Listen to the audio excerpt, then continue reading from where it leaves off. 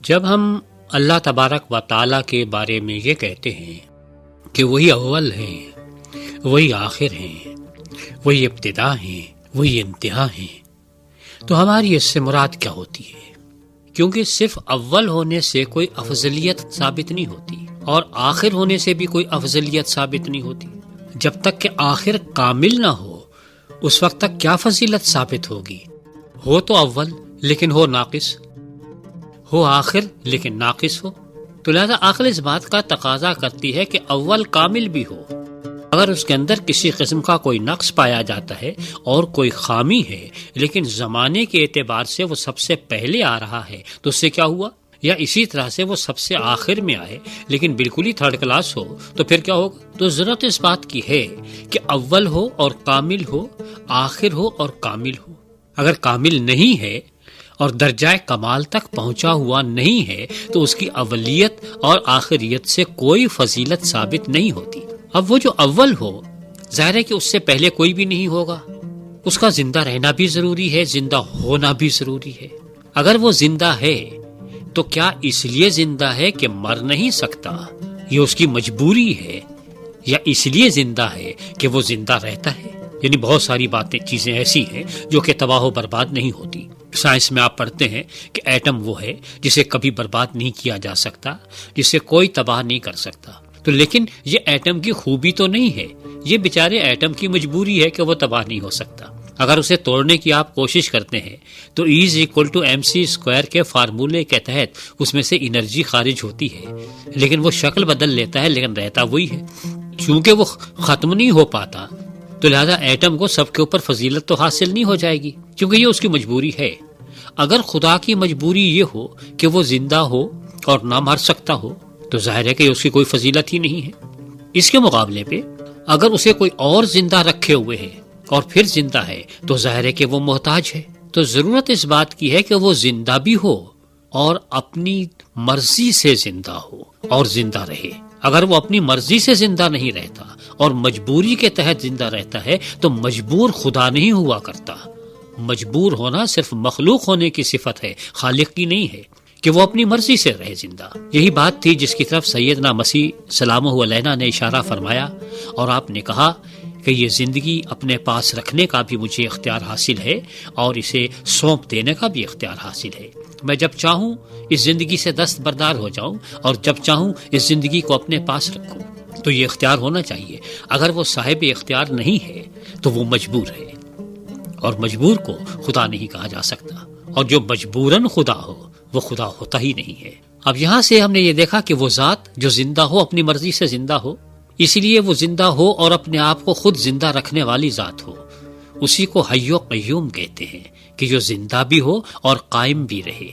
اس میں اس کی زندگی میں زوال بھی نہ آئے، وہ ہمیشہ تک رہے اور ہمیشہ سے ہو، اور خود اپنے آپ کو زندہ رکھے، کسی اور چیز کے سہارے زندہ نہ ہو۔ کیونکہ بہت ساری چیزیں ایسی ہوتی ہیں جو زندہ ہوتی ہیں لیکن دوسروں کے سہارے زندہ ہوتی ہیں۔ جب تک ہم زندہ ہوتے ہیں ہم اپنی سانس کے سہارے زندہ ہوتے ہیں۔ جب تک ہوا میں آکسیجن موجود ہے اور ہم اسے اپنی سانس کے ذریعے سے اندر لے رہے ہیں، ہم اس وقت تک زندہ ہیں۔ جب یہ سانس کا عمل رک جاتا ہے یا دل کی دھڑکن تھم جاتی ہے تو ہم ظاہر ہے کہ مر جاتے ہیں۔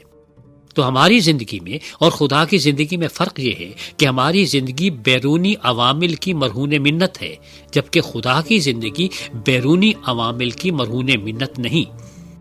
وہ جب چاہے اپنے آپ کو زندہ رکھے اور جب تک چاہے زندہ رکھے، تو وہ حی و قیوم ہونا چاہیے۔ سیدنا مسیح کا فرمان بھی یہی تھا کہ میں زندہ ہوں اور اپنی مرضی سے زندہ ہوں، مجھے زندگی رکھنے کا بھی اختیار حاصل ہے اور اس زندگی کو سپرد کر دینے کا بھی اختیار حاصل ہے۔ تو وہ صاحب اختیار ذات جو اپنے اختیار کی وجہ سے زندہ ہو، وہ حی ہے، وہ زندہ ہے، اور وہ چونکہ اپنی ہی مرضی سے اور اپنی ہی رضا سے قائم بھی ہے اور زندہ رہتی ہے، اس لیے وہ قیوم بھی ہے۔ ہم نے شروع میں یہ کہا تھا کہ اس خدا کے لیے درجہ کمال پر بھی ہونا ضروری ہے، ورنہ اگر اولیت تو ہو لیکن اس کے اندر کمال نہ ہو تو پھر وہ ایک نقص گنا جائے گا۔ تو اب یہ زندگی بھی کمال پر پہنچی ہونی چاہیے۔ اگر وہ زندہ ہے، حی و قیوم ہے، تو اس کی حیات، زندگی اور اس کا قیام دونوں اپنے اپنے کمال پر ہوں۔ اب حیات کا کمال کیا ہے؟ ہم جتنی زندگی کی یہاں پہ مختلف شکلیں دیکھتے ہیں، انہیں معلوم یہ ہوتا ہے کہ وہ زندگیاں ایک دوسرے سے مستعار لی جاتی ہیں۔ میں اس لیے زندہ ہوں کیونکہ میرے باپ اور میرے والد اور میری والدہ مجھے اس دنیا میں وجود میں لائے۔ میرے والد اس لیے دنیا میں آئے تھے کہ انہیں ان کے والد اور والدہ اس دنیا میں لائے تھے۔ کوئی نہ کوئی کسی نہ کسی وجہ سے زندہ ہوا اور دوسری چیزوں کے سہارے زندہ ہے، اور جب وہ نظام ختم ہو جاتا ہے تو وہ زندگی سے دستبردار ہو جاتا ہے۔ تو زندگی کا درجہ کمال یہ ہوگا کہ اسے کوئی وجود میں لانے والا نہ ہو، وہ خود قائم بالذات ہو، اپنے طور پر خود قائم ہو اور دائم ہو، اور اس کی زندگی کسی اور کی مرہون منت نہ ہو۔ اگر وہ قائم بالذات ہو کہ اپنی ہی مرضی سے وہ اس دنیا میں ہے اور کوئی اور اسے اس دنیا میں نہیں لایا ہے، تو ظاہر ہے کہ اس سے پہلے کوئی ہے بھی نہیں، اس لیے وہ اول بھی ہوگا۔ اب اس کا اول ہونا ہماری سمجھ میں آ رہا ہے کہ اول اس لیے ہے کہ اس کو کوئی اور اس وجود میں لانے والا نہیں، اور آخر اس لیے ہے کہ اس کی زندگی کسی اور چیز پر منحصر نہیں ہے۔ اس لیے کسی چیز کے ختم ہو جانے سے، پوری کائنات کے ختم ہو جانے سے اس کی الوہیت پہ کوئی اثر نہیں پڑتا، وہ پھر بھی خدا ہی رہتا ہے، چاہے کائنات ہو یا کائنات نہ ہو، چاہے ماننے والے ہوں چاہے ماننے والے نہ ہوں، وہ پھر بھی خدا ہی رہے گا۔ اس لیے وہ اول بھی ہے اور وہ آخر بھی ہے، وہ حی بھی ہے اور وہ قیوم بھی ہے، اس لیے وہ قائم بالذات ہے کیونکہ وہ خود اپنے آپ کو زندہ رکھنے والا ہے، اسے کوئی وجود میں نہیں لایا۔ یہاں پہ ایک منطقی سوال پیدا ہوتا ہے، اور بہت سارے لوگوں نے یہ سوال اٹھایا بھی، اور وہ یہ کہا کہ اگر خدا موجود ہے تو اسے کون وجود میں لایا؟ اور ظاہر ہے کہ اگر اسے کوئی وجود میں لایا ہے تو اس سے پہلے کوئی اور خدا ہے۔ یہ ایک لامتناہی سلسلہ ہے، ہر چیز کی کوئی نہ کوئی ابتدا ہوتی ہے۔ آپ کیسے کہہ سکتے ہیں کہ صاحب اس کی ابتدا نہیں ہے؟ ہم بھی کہہ رہے ہیں کہ آپ کی بات تو صحیح ہے، لیکن آپ کو منطقی مغالطہ یہ ہے کہ ہماری ابتدا ہوتی ہے، اس لیے ہم یہ جانتے ہیں کہ کوئی ہمارا ابتدا کرنے والا موجود ہے۔ یہاں تو وہ ذات ہے جس نے کہا کہ ابتدا میں خود ہوں اور انتہا میں خود ہوں، اول میں خود ہوں، آخر میں خود ہوں، تو اس کی ابتدا کون کرے گا؟ ابتدا کی ابتدا نہیں ہوا کرتی، ہاں جس کی ابتدا کی جائے اس کی ضرور ابتدا ہوتی ہے، تو ابتدا کی کیا ابتدا ہوگی؟ اس لیے آپ ہمیشہ سے قائم اور ہمیشہ موجود ہیں۔ اگر آپ ہمیشہ سے موجود ہیں اور ہمیشہ تک موجود ہیں، اگر یہ ہمارا مفروضہ صحیح ہے، اور خدا کے بارے میں ظاہر ہے کہ ہم تمام کا یہ مشترکہ ایمان ہے، اگر سیدنا مسیح کے بارے میں بھی یہی ایمان ہو کہ آپ ہمیشہ سے ہیں اور ہمیشہ رہنے والی ذات ہیں، آپ حی بھی ہیں اور قیوم بھی ہیں، تو اس سے کچھ نتائج برآمد ہوتے ہیں جن سے ہمیں عہدہ برا ہونا پڑے گا، کہ وہ ذات جو سب سے پہلے ہو، کہ وہ ذات جو زندہ رہنے والی ذات ہو، اس سے آپ کیا توقع کریں گے؟ اگرچہ آکسیجن خود زندہ نہیں ہے، زندہ رکھنے کی صلاحیت رکھتی ہے، تو ہم زندہ رہتے ہیں، تو جو زندہ ہو اس کے وجود سے زندگی جنم لے گی، اس کے وجود سے موت جنم نہیں لے گی۔ ہم جو مردہ ہو جاتے ہیں تو ہمارے وجود سے موت جنم لیتی ہے، لیکن اس کے وجود سے زندگی جنم لے، وہ جہاں بھی جائے مردے سلام کرنے کے لیے اٹھ کھڑے ہوں۔ اگر وہ قبرستان سے گزرے تو مردے لبیک لبیک کہتے ہوئے قبروں میں سے نکل آئے، اگر وہ کسی جنازے کو ہاتھ لگا دے تو بچہ اٹھ کے بیٹھ جائے، اگر وہ کسی بچی کو ہاتھ لگا دے تو وہ اٹھ بیٹھے اور کہے کہ مجھے کھانے کو دیا جائے، کہ جس کے سامنے موت دم دبا کے بھاگ لے، یہ اس کے زندہ ہونے کا ثبوت ہے۔ کیونکہ دعویٰ تو ہر ایک کر سکتا ہے کہ میں ہمیشہ سے ہوں، میں زندہ ہوں، میں حی و قیوم ہوں، لیکن حی و قیوم کے سامنے موتیں واقع ہوتی رہیں اور خود اس کی صحت پہ کوئی اثر نہ پڑے، تو ہم کیسے مان لیں گے؟ اگر کوئی واقعی ڈاکٹر ہے اور اس کے بارے میں یہ بھی کہا جاتا ہے کہ اس کے ہاتھ میں شفا ہے، لیکن وہ جسے ہاتھ لگائے، جسے دوا دے، وہی مر جائے، تو ہم کہیں گے کہ اس کے ہاتھ میں شفا ہے؟ ہم تو کبھی نہیں کہہ سکتے، کوئی بھی عاقل آدمی یہ نہیں کہے گا۔ اگر اس کے ہاتھ میں شفا ہے تو واقعی وہ جب جس کو ہاتھ لگائے شفا ہو جائے، تو وہ زندہ ذات جب مردہ کے سامنے آئے تو اگرچہ اس دنیا میں ہمیشہ موت کی فتح ہوتی ہے اور زندہ ہار جاتے ہیں، لیکن اس سے موت ہار جائے۔ اس لیے کلام اللہ نے ایک آیت ہے اور بہت خوبصورت آیت ہے، اور وہ یہ ہے کہ اے موت تیری فتح کہاں رہی، اے مرگ تیرا ڈنک کہاں گیا؟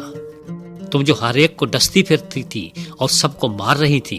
تمہیں کیا ہو گیا کہ تم اپنی موت خود مر گئی؟ لوگوں نے آپ کو مارنے کی کوشش کی، آپ کو قبر میں رکھا، اس قبر نے منہ کھول دیا، آپ باہر تشریف لے آئے، موت ہار گئی، زندگی جیت گئی، اور وہی حی و قیوم ہے، جس سے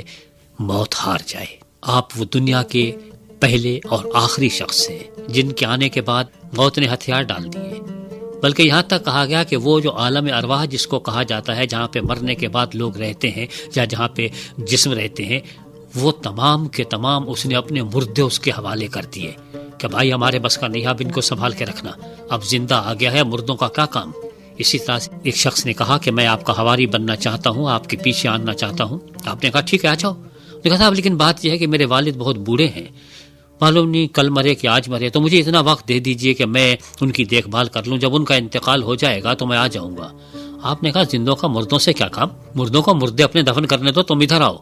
اگر زندہ ہو تو زندوں کے پیچھے آؤ، مردوں کے پیچھے مت جاؤ۔ لیکن افسوس یہی ہے کہ آج ہم دنیا پہ جب نظر دوڑاتے ہیں تو چاروں طرف ہمیں مردہ پرستی دکھائی دیتی ہے۔ کہیں پہ قبروں کی پوجا ہے، کہیں پہ مزاروں کی پوجا ہے، یعنی ہر زندہ کو چھوڑ کے مردہ کے پیچھے زندہ لگے ہوئے ہیں، یعنی زندہ افراد مردہ سے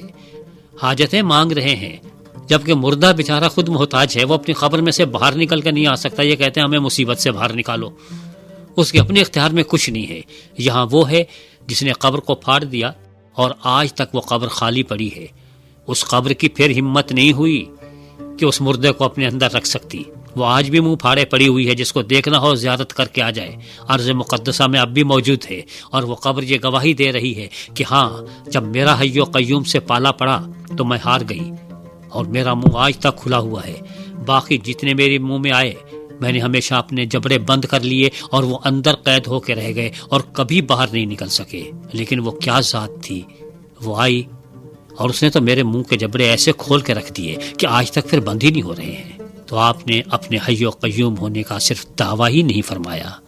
بلکہ آپ نے اس کا ثبوت بھی وہاں پہنچایا، اور وہ ثبوت آج تحریری شکل میں ہمارے پاس موجود ہے۔ اور صرف یہی نہیں ہے دعویٰ، بلکہ یہ ہے کہ جب آپ واپس تشریف لائیں گے تو اس وقت قبر سے تمام مردے آپ کو سلام کرنے کے لیے کھڑے ہو جائیں گے کہ اے ہمارے آقا آپ کہاں تھے، ہم صدیوں سے یہاں پہ سو رہے تھے آپ کے انتظار میں، کیونکہ یہاں تو موت کا راج تھا، لیکن اب زندگی کا راجہ آ گیا تو اب کس کی یہاں پہ چلتی ہے۔ آئیے درود ہو آپ پر، سلام ہو آپ پر، سارے مردے کھڑے ہو جائیں گے۔ تو آپ اس صورت میں حاشر بھی ہیں، صرف روز محشر نہیں، اس روز محشر کو بپا کرنے والے حاشر بھی آپ ہی ہیں، کہ جب آپ آئیں گے تو زندگی کی تمام طرف تقسیم ہو جائے گی، کہ وہ جو ابھی تک زندگی سے محروم ہیں انہیں بھی زندگی عطا ہو جائے گی، جو جہاں بھی جائے گا اپنے اپنے مقام پر، لیکن اس کو پھر ایسی زندگی ملے گی کہ وہ مرے گا نہیں، جو جنت میں جائے گا وہ بھی نہیں مرے گا، جو جہنم میں جائے گا وہ بھی نہیں مرے گا۔ تو آپ یہ بتائیے جب زندگی عطا کرنے والے جن کو زندگی عطا کی گئی ان کا یہ عالم ہو کہ وہ زندہ ہونے کے بعد نہ پھر کبھی نہ مریں، چاہے جنت میں جائیں یا جہنم میں، تو وہ جو زندوں میں سے پہلی دفعہ زندہ ہوا ہو کیا وہ دوبارہ مر سکتا ہے؟ جنہیں زندگی ملتی ہے وہ نہیں مرتے، تو زندگی عطا کرنے والا کیسے مرے گا؟ اس لیے وہ حی و قیوم ہے، ہمیشہ تک قائم رہنے والی ذات ہے۔ سلام اس ذات پر جو کہ ازل سے ہے اور ابد تک رہے گی، سلام اس ذات پر جو حی و قیوم ہے، سلام اس ذات پر جو زندگی عطا کرنے والی ذات ہے، سلام اس ذات پر جو خود زندگی ہے۔ کیا آپ کا یہ دعویٰ ہے کہ صراط مستقیم میں ہوں، حیات میں ہوں اور قیامت میں ہوں؟ تو جس کا دعویٰ صرف یہ نہ ہو کہ میں حی ہوں، زندہ ہوں، بلکہ حیات میں ہوں، زندگی میں ہوں، کیونکہ جو زندہ شخص ہوتا ہے وہ زندگی کا محتاج ہوتا ہے، لیکن زندگی زندہ شخص کی محتاج نہیں ہوا کرتی، اور یہ الوہیت کی دلیل ہے کہ وہ محتاج نہ ہو، اس لیے آپ زندگی ہیں، آپ حیات ہیں، آپ ہی سب کچھ ہیں۔ سلام اس پر، اور ہماری تو دعا یہ ہے کہ آپ کو اپنی زندگی میں اس زندگی سے پالا پڑے اور آپ اس زندگی کو قبول کر لیں، پھر آپ کو معلوم ہو کہ زندگی کہتے کسے ہیں، زندگی ہوتی کیا ہے۔ ایسی زندگی پہ ہزاروں موتیں قربان، کہ جو زندہ بھی ہو، تابندہ بھی ہو، اور اس کو ماننے والا کبھی شرمندہ نہ ہو۔